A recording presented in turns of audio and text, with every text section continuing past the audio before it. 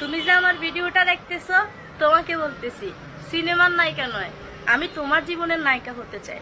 তুমি কি আমাকে বানাবে?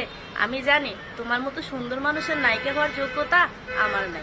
আচ্ছা, যদি তোমাকে আমি প্রথম দেখাতে আমাকে অবহেলা করে না হারিয়ে থাকতে মূল্যায়ন করো, কারণ প্রতিটা মানুষ যখন ভুল মানুষের সাথে সম্পর্ক করে সঠিক মানুষটাকে ছেড়ে, ঠিক তেমন করে প্রতিটা মানুষ আফসোস কি ভুল করলাম ওই মানুষটারে ছেড়ে।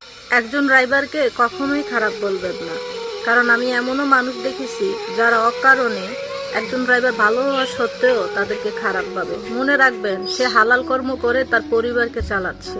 তো হালাল বরকত আর হালাল। তুমি যে আমার ভিডিওটা দেখতেছো, তোমার কাছ থেকে আমি আজ মন থেকে ক্ষমা চেয়ে নিছি, আমাকে ক্ষমা করে দিও। আমি প্রতিনিয়ত বলি, যদি কেউ আমার একটা ভিডিও শেয়ার করতো কতই না খুশি হইতাম, কিন্তু কেউ করে না। আসলে আমি ভুল করেছি। তার কারণ কি জানো?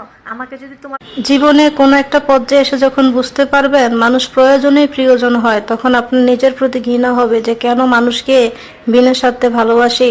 কমেন্ট করবে, হয়তো তোমার অন্য মেয়েদেরকে ভালো লাগে কারণ তারা একটু বেশি সুন্দর। কি করবো বলো, আল্লাহ তো শ্যামলা করে বানাইছে।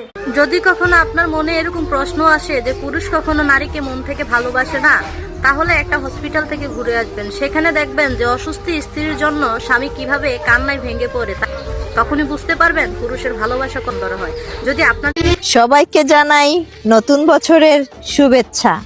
হেই ডিয়ার, হ্যাপি নিউ ইয়ার। সময় দেখা যায় না, কিন্তু সময় মানুষকে অনেক কিছু দেখিয়ে দিয়ে যায়। আগে মেয়েরা ভয় পেত স্বামী কেমন হবে, আর এখন ছেলেরা ভয় পায় বউ কেমন হবে। ভাইরে ভাই, আমার একটাই সমস্যা, আমি বাংলা কইতে পারি কিন্তু লেখতে পারি না, আর ইংলিশ লেখতে পারি কিন্তু কইতে পারি না। ছেলেদের জীবন এতটাও সহজ না ভাই। 10টা মেয়েরে পছন্দ করে, 6টার সাথে কথা হয়, 4টার কথা মনে পড়ে, 2টারে বেশি ভালোবাসে, কিন্তু বিয়া তারই করব যারে মায় পছন্দ করছে। জীবনে সঠিক মানুষ এসে দেখবে। মানিয়ে নিতে শিখলাম, নিজেকে পরিবর্তনও করলাম। পিছনে তাকায় দেখি সে নাই। কার জন্য কি করলাম ভাই? আপনি আমার খুব শখের ভালোবাসা ছিলেন, আপনাকে বলা অসম্ভব, তবে বলে যাব। দুঃখ যদি বিক্রি হইতো আমি হইতাম ধনী, আমার কাছে জমে আছে দুঃখ নামের খনি। ভালোবাসা তো বিলাসিতা, বাদ দাও পূর্ণতার গল্প। আমি না হয় অপূর্ণতাতেই পরিপূর্ণ। হাসতে ভুলি নাই। একটা বাস্তব কথা কি জানেন?